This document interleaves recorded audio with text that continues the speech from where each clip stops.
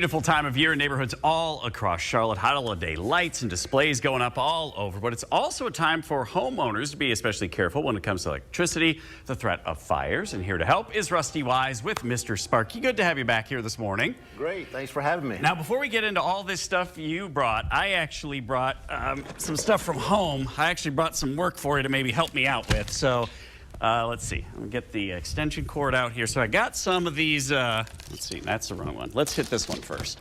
I got some of these net lights, right? Mm-hmm. And for whatever reason, okay, it's all lighting up now, but from time to time, the middle section just goes out. Now, is this one of those things where one goes out, they all go out, or how do we? Yeah, probably a loose bulb. Sometimes if a bulb gets loose, then part of that section will go out. Okay, that's good. Well, okay, so that's the first thing. Then the second thing is, I go and I try to plug this guy in and add it. Where's the, here it is. I plug this guy in, and Rusty, nothing. Shake it and do the whole thing, nothing works. Well, if we look at the bulbs, they're all black. Oh. And so they're all blown. So I should have maybe looked a little closer. Yeah, none of them are going to come on. Okay. But I tell you probably what did that is probably moisture got in this connection right here. Okay, the connection between the two. And I've got a little trick for that. Okay. When you plug in the cords together, you can buy these, which are, you know, $5 or $10. And when you plug cords together, and then that makes it waterproof. Okay, seals it. Or you can go buy a couple cents Ziploc bag.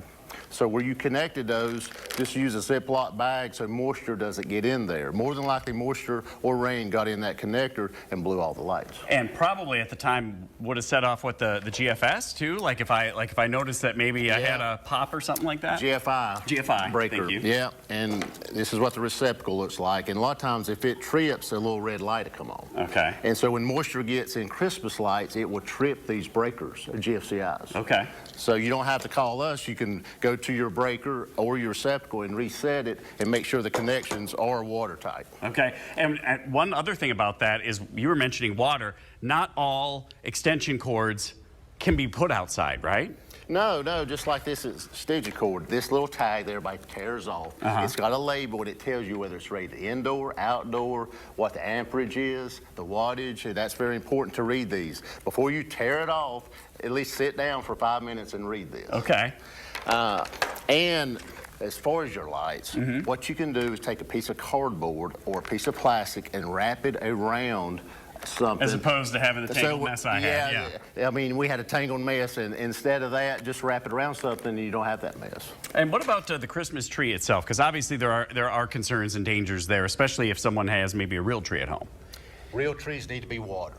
They need moisture, and so keep it watered, and also make sure you have a smoke detector or fire alarm just like this with Mister Sparky. We make our own, and make sure that you don't have any drop cords wrapped around the bottom of the tree, especially the trees that turn. That drop cord could get tangled in that. One of the other things we hear about, and you actually hear these stories on our newscast from time to time, is problems with space heaters indoors. This time of year around the holidays, we start heating up the home for our family, and go back to the label. It says to plug this directly into the wall outlet. Do not plug it into a power strip. Wow. That smells, but that was a space heater plugged into this power strip. So these go directly into the wall. We find a lot of this time of year. Now, I also wanted to ask, because we were showing all these, you know, how these all connect to each other. Is there a limit into how many you can connect and connect and connect? If you read the directions, before you throw them away, it says how many, usually 7 to 10 strings. It will tell you how many you could connect. Of course, LED, you can connect a whole lot more than you can in incandescent. All right, as we wrap things up, is there anything else we should be thinking about when it comes to dangers this time of year? This time of year, people are installing lighting. Don't use aluminum ladder. Use a fiberglass. If you use aluminum ladder, don't use it around electricity, especially overhead power lines coming to the home. And of course, this time of year, don't fall off the house. Yeah. I mean, that's the danger, or sprain your ankle, you know, just like the Christmas Vacation movie. You don't want to be hanging on the gutter, you know. So.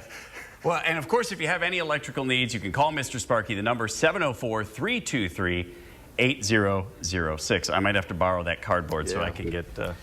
But from everybody at Mister Sparky, we want to wish everyone a Merry Christmas and a no malarkey holiday season. Hey, they're still all working. So yeah, they are. There you go. You can wear that.